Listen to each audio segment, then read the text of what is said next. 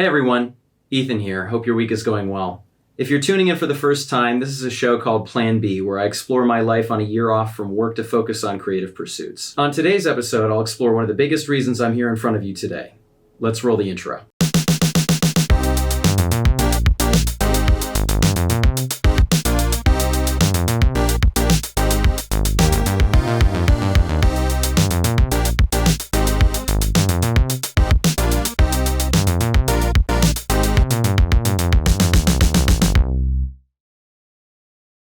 In the early fall of 2015, I began my very first semester of college at Harvard, a small fish from a small town in a regulation Olympic swimming pool-sized pond. I knew zero people coming into school, whereas many social groups felt like they had been predetermined by private school attendance and rich kids' summer camps. I was out of my depth socially. I was ill-versed in what seemed to me to be the transactional, business-like manner with which many of my peers conducted themselves, bewildered by their need to save face and appear casual in even the most ridiculous situations, frustrated by their allergy to sincerity and vulnerability that was foreign to me. These tendencies still rub me the wrong way, but more on that in a later video. Moreover, my awkwardness and avoidance of social discomfort made adjusting to the culture feel like a lost cause.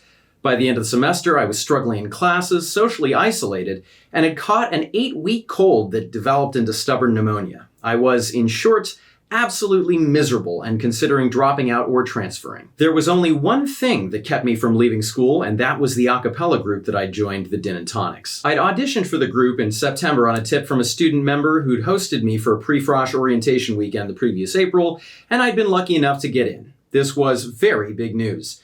The group toured around the world in 10 weeks every other summer, and the summer of 2016 was going to be one of those tour years. I ended up deciding that even though I'd underperformed in our fall concert, crazy how pneumonia does that to you, an all-expenses-paid trip to a dozen countries I'd never visited before seemed like something I really ought to stick it out for, no matter how tough things were in my spring semester.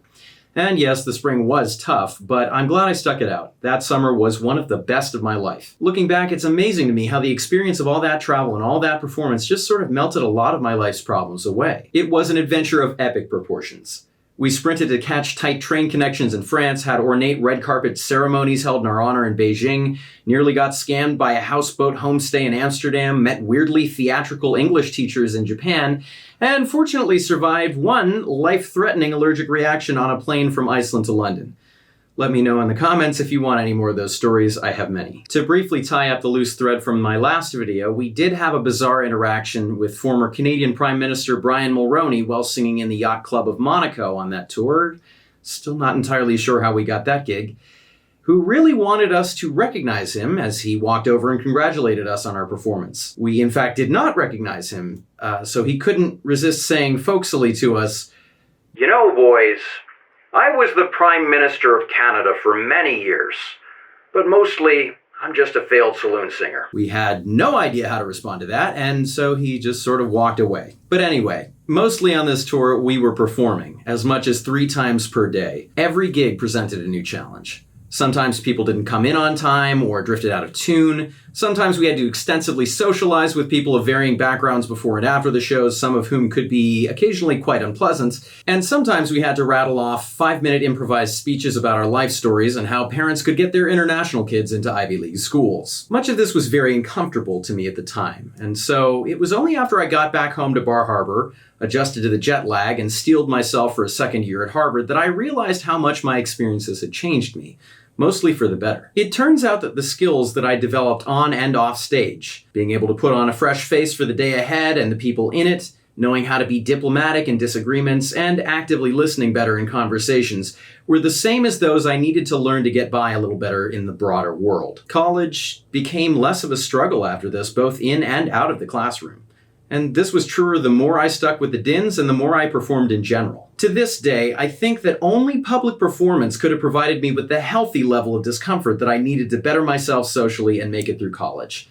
I slowly learned to push past the awkwardness and reach out to the people behind the masks I saw in crowds, and came to enjoy the thrill of knowing that it could all go sideways at any moment. I ended up staying with the Din and Tonics as a member for 2 more years, going on another summer tour and coming back to one thing or another probably 7 more times in the years that followed as an alum. The nervous rush from walking on stage became addictive. The chance to hear new and different perspectives and see new landscapes in each place we traveled to was exhilarating. And at some point, I found that what I wanted to do in my life more than anything else was find a way to keep performing, traveling, and sharing my music with others. And in that sense, though I certainly don't write or sing many a cappella tunes these days, you could probably say that this group is the biggest reason that I'm talking to you today. So to the Dins and all the years past who helped pass on the torch, thank you from the bottom of my heart.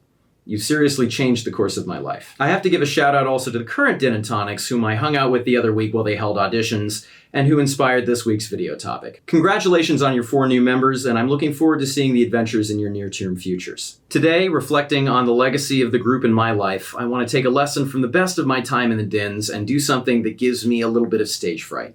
Hopefully you get the opportunity to do something like that today, too. Well, we'll never know exactly how it'll go. We can be sure that it'll teach us something. Now I'm going to get back to building up my calluses on guitar and maybe some vocal exercises too, both of which I'm happy to say I finally started in earnest this week.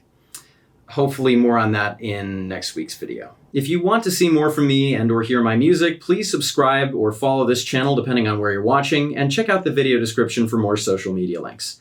Thank you for watching, stay on the lookout for more, and remember to take that risk today.